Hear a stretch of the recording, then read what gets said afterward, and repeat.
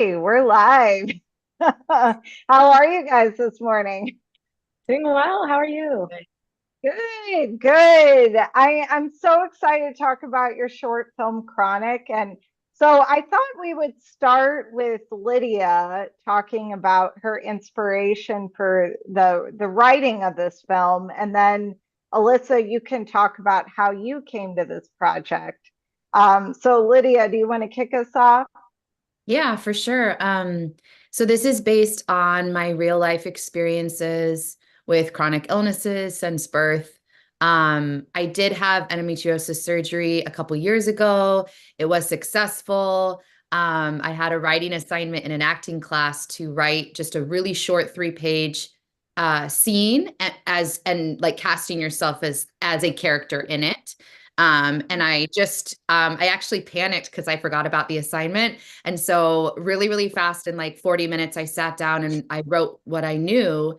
And then it was just really well received in class. And I decided to turn it into a short. That's so great. And then before Alyssa, you chime in, Lydia, can you kind of talk about what that surgery is and what, because I don't know a lot about it.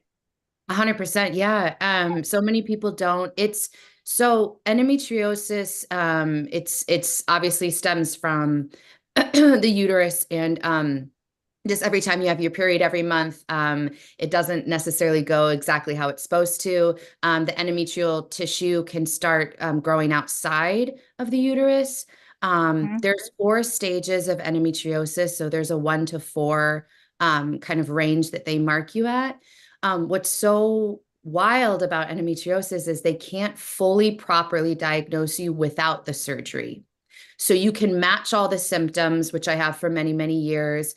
I had an amazing doctor in 2017 diagnose me, but her diagnosis was, you're telling me all these symptoms. I'm going to give you your first IUD because the IUD is actually the number 1 recommendation from doctors to help just like diminish symptoms. Um, Mm. then yeah, so that was like the beginning of that, even realizing what it was, starting to research it. And then my pain got so untenable the last few years, I decided to finally get the surgery 2 years ago. Okay, okay. And then Well, Alyssa, go oh, ahead. I'm sorry. I didn't mean to cut you off. What did you No, no, say? no. Oh, no, no. And I was just going to say the good news is they did find endometriosis and they were able to take it out. But that's what's so crazy is sometimes you can have the surgery and they don't find anything. So it's sort of yeah, you have to get it to figure it out. Yeah. And Alyssa, how did you meet Lydia and get involved in with this project? Lydia and I met uh, in 2010 at the Columbia College Theater Department. So we've known each other for a really long time. And uh, like, I think even back then kind of had bonded over this because I also have like a family history of endometriosis and also very likely have it. I've never had the surgery.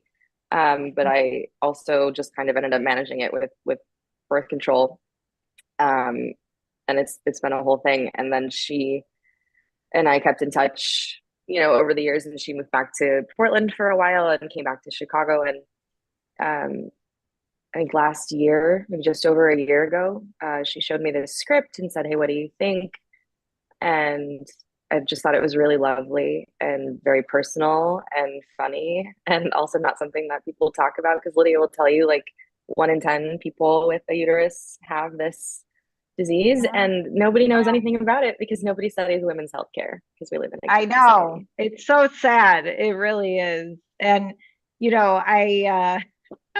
I it's weird. This isn't about me, but I have a similar situation where I'm going through like the IVF stuff, not like, IUI, IVF and it's like, why didn't I know anything about this process? Why didn't I know like this was an option? Like I didn't even know options. And then going through it, what your body goes through, like nobody prepares you for that. And it's like that's also a part of women's healthcare. And it's really sad. And even pregnancy, like you know, my friends who've gotten pregnant, they're just like, we didn't know what we were getting into, you know, and they have had to go to hospitals for various reasons during their pregnancy. And it's like, it's just so sad that this isn't like a basic thing that we learn about growing up as girls. We just are like, oh, you're gonna be in pain, like you just deal with it, you Right. know. And It's just it's supposed to be yeah, normal. Like women's pain uh is just expected and normal and the way it's supposed to be, and that's really upsetting. And but one of the things that I yeah. really liked about her script, it would be very easy to turn something like this into a PSA or like a message movie, and I hate a message movie. Mm-hmm. Nobody cares about a message or an issue unless you make them care about people. Mm-hmm. And that's what this medium is for. If you care about characters, then you can care about what they're going through. And I think that she wrote a really beautiful story about like really likable people who are in circumstances beyond their control, and like they're wrestling with their relationship and their maybe resentment over, like Lydia's character is, you know, justifiably feeling left behind by the limitations of her body and the sort of unfairness of that, but it comes out in the relationship, and it's not just a regurgitation of facts.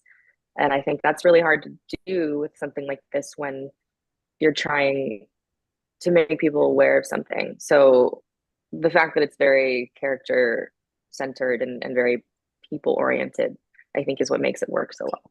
Yeah, it's so great. And then I love seeing Shaina as part of this film. Love And me, I was Shaina Schrooten. yes, yes. And so can you two talk about working with her for this project and how she came on board? Lydia, we could start. I mean, Alyssa, I know you have the relationship, so either of you can kick things off. Well, Lydia had worked with a CD to kind of get some tapes in and see some actors before I came on the project. And there were like a couple people that she liked when I came on. So I just said, like, send me like 3 or 4 of your favorite tapes. And one of them was Shaina. And I Ah, thought to myself, like, Shaina would be really good for this other role. Um, so when she sent me the list of people and I saw Shane, and then I watched her tape, of course, and it was like stunning and really well acted and very intuitive, and that's just the actor that Shayna is. And I thought that Shayna and Lydia would play really well off each other. So I kind of pitched the what do you think?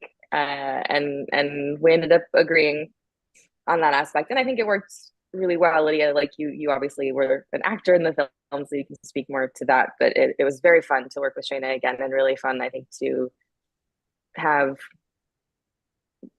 2 actors that I know really well and like really well be able to have that relationship in the film. yeah, that's great. Lydia? Yeah, she's she's a super special person. I just felt really taken care of the entire day by her and with her. And it was really cool. Like we didn't really know each other at all going into it. Um, I knew Alyssa loved her and like I saw her in Paper Planes and she was great. So I was just kind of like, yeah, as long as the actor is strong, I think it'll work no matter who it is, you know? But she was so warm, she just took care of me all day long, and I was like so in it that there was all these moments that were really hard for me just emotionally, and she literally just like took me by the arm and we went back to my bedroom and rested for a minute, and then we went back, and she was just super she plays like my caretaker in the film, and I feel like she just really like embodied that for the whole day. It was really nice. Yeah. And did you base Shayna off of somebody in your life? Yeah, my real sister in real life. So, this is just like a fictionalized account, a sort of a what if it was my sister who had come to take care of me. In real Mm-hmm. life, it wasn't my sister who took care of me, but I wanted the relation. I wanted to make sure this film was about 2 women and their relationship, and it just made perfect sense to put her into that role. She's probably my closest person, and but yeah, a lot of the lines are definitely trying to embody her and her humor Yeah. and the lines about, her new partner and everything. Yeah, that's all real. That's great. Yeah, Stacy. I love how that was the name that was like, oh man, that is so funny. Um, Apologies, all the amazing Stacys out there. right, right. I actually have a cousin named Stacy, and she's awesome. Yeah. But it's not really a name you hear so much anymore. I don't know why. Maybe it was like a, 80s thing. I'm not sure. So you've kind of touched on this, but a question I always ask is, what do you hope people see in your film? And can you talk about, where things are kicking off as well? And I'm happy to add the details once they're up so people can get tickets to the short and everything. So I guess we'll start with what you hope people see in this film, and then we could talk about how people can see it. Yeah, I hope that,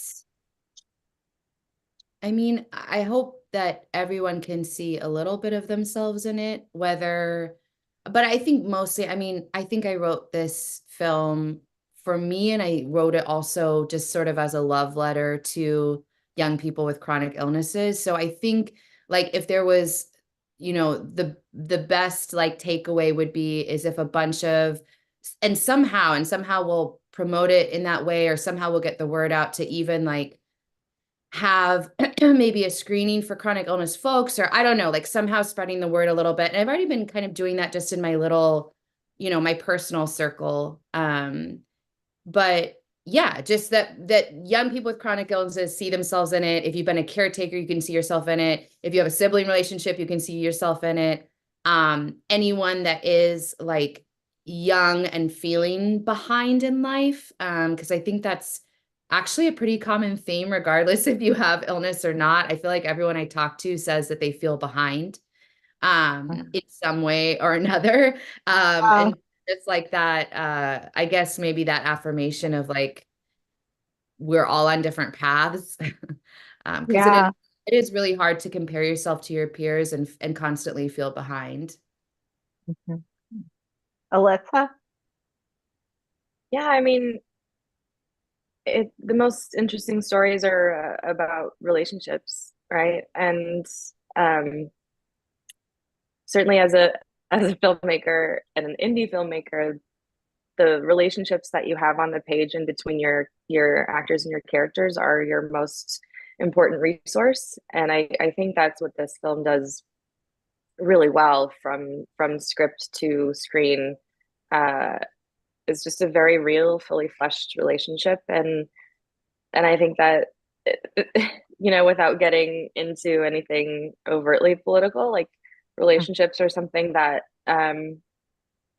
for several years, I think a lot of us have been missing or feeling left out of or left behind, or the contexts have shifted for various reasons in a lot of ways. And I think that being able to give an audience uh, a real, fully fleshed friend and sibling relationship in a story like this is important. In particular, it's not necessarily a happy ending, but it's not an unhappy ending either. And I really appreciate the nuance of that and the ability of Lydia's script to kind of look the reality of um, what feeling left behind can look and feel like, um, and also still giving that character some hope. Um, and there's humor and things in that too. I think like every element of a film that I enjoy is present here. So I just hope that our audiences can take that away as well. Yeah, that's great. And then where can people see this film? So the first theatrical audience for the film will be at North Hollywood Cinefest at 1 p.m. Pacific time on September 15th in Glendale. There are links to it in my Instagram bio. I think maybe Lydia's also. North Hollywood has been a really special festival for me. They've played all three of my shorts. We've won some awards. We've been nominated for some awards there. Gustavo, the programmer, is just really lovely and really supportive and always curates a fantastic slate of interesting programming. And because of the way like our shooting and post-production schedule we sort of ended up on the other side of a lot of deadlines for festivals that would have gotten us to play for the rest of the year. So we might still kind of sneak in here and there before the end of 2024. But we were really fortunate that they took us as a late edition for NoHo, and that will kick us off. And hopefully we will have a very long 2025 festival run. Yes, maybe even Cinema Femme. We'll see. I mean, if I know someone there. I know. You know, we actually are still figuring out when we're going to have it. It's going to be at the Music Box for sure, but it might be in the summer next year. So stay tuned on that. But yeah, like, and then also I want to give a shout out to Claire Cooney because I saw that she edited this film, and I'm always like a Claire Cooney super fan. Can you talk about working with her a little? Yeah, well, Claire has been my mentor through this whole process. Like I was a COVID baby when it comes to being a filmmaker because I was a frustrated actor and wasn't doing anything. And I sent her my first script, which was After a Love Story, and we kind of snowballed into that collaborator relationship and realized that we work really, really well together, and have a lot of the same instincts. And so she was our natural choice to edit the film, because she also had some personal connections to the material, and because we are friends, we are both friends with her, and I just think she's a really smart, intuitive editor. She's a good producer. She is really like a jack of all trades in an industry where that often means you're not good at very many things, but you can do a lot of things, and she's good at everything. So she's a good person to have on your roster, and I was really glad we were able to work with her. Yeah, that's great. Oh, that's wonderful. Yeah, so I am excited for people to see this film. I think it's really important for people to know about this. And also, as we're coming into an election, and we may have our first female president, you know, hopefully things will change, you know, for more of an awareness of these type of, you know, issues, and we can make real change. So I always think it starts with the personal and the authentic stories. So I thank you for putting this film together, and I'm excited for people to see it. Thank you. Yeah, we're excited to get it out there. You know, you make something in a really fast and furious way. Like this was like 15 pages, 16 pages we shot in 11 hours, because those are the resources we have available to us. And then so you spend one day like making it, and then you spend, you know, maybe over a year hoping to bring it to people and hoping that people connect with it. And so that's the other fun part. And so that's where we are now. Yeah. And shout out to Alyssa. We wrapped early. Oh, okay. We did. We wrapped early, but before our deadline, which is wild. And with our lunch break and everything, we actually only shot for about 8 to 9 hours. Wow. I can't take credit for that. We had a really, really incredible team. And obviously, like, one of the reasons that I wanted to cast Shaina was because Shaina is a very proficient film and theater actor who has a lot of experience. And it was easy to have her on top of her game, and working with Lydia, who the material was so personal for, who knew exactly what she was doing. And then Puya Shabazi, who's the cinematographer that I've worked with now on 3 films, Paper Planes, Chronic, and then as an actor in Michael Smith's Handle with Care, is so great. And he's so fast and efficient and smart, and our whole team, our sound recordist Grace Olson, everyone just really, really smart and very efficient, and very willing to donate their time and be in service of the story instead of like the gear and the ego and the presentation necessarily. So I'm glad that, I mean, obviously we did, I still think, have really lovely presentation and really incredible composition, and but the reason that it works at the pace with which we need it to work is because everyone on our team was really generous with their time, and also cares about the story before they care about maybe other elements, which is always incredible. Yeah, that's so great. Well, thank you again for joining, and I hope to get this up very soon. If you have a still or headshots you could send my way, that would be great. And then we'll get this up and promote for your first screening. Thank you so much. Yeah, I will get those to you today. Okay, thank you. Thanks, Alyssa and Lydia. Have a good day. You Thanks, too. Rebecca. Okay, bye.